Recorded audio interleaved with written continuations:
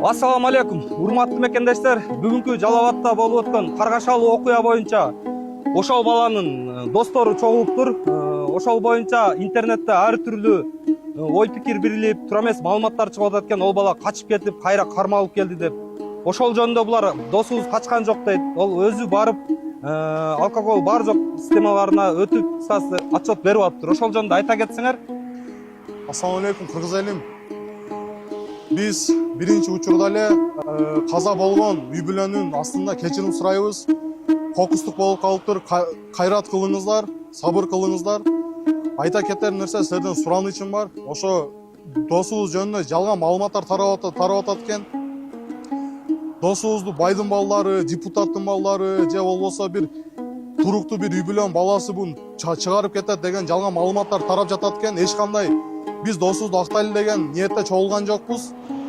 Биз бардыгы нерсе закон четинде болот, мыйзам четинде болот. Биз бир гана досубуз жөнүндө жалган маалыматтар тарап жатканын түшүндүрө кетели дедик. Эч кандай ата энеси бай эмес, миллионер эмес.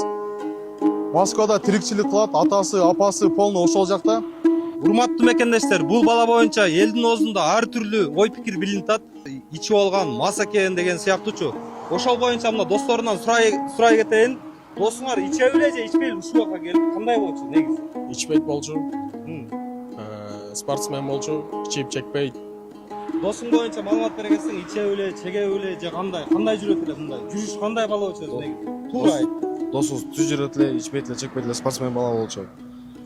Көптөн бери, уже 10 жылдан бери достошобуз, бир мектепте окуп калганбыз. Антип ичип чегип, аяндай туура эмес жолдо жүргөн бала эмеспиз да.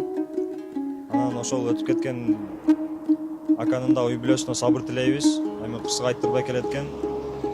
Ассаламу алейкум, кыргыз элим. Биздин бүгүнкү ушинтип чогуп турганыбыздын бирден бир себеби бүгүнкү каргашалуу кырсыктын туурабы чогуп жатабыз. Бүгүнкү кырсыктан көз жумуп калган байкенин туугандарынан жана досторунан, жакындарынан кечирим сурайбыз. Кырсык Ташкабактын ортосунда дейт, эч ким атайлаган жок. Жаткан жери жайлуу болсун. Анан дагы блогерлерге, соц тармактарга суран кетебиз. Биз сиздин досубуз тууралуу жалган маалыматтарды таратпаганга, адилеттүү чечим чыгарганга суранабыз.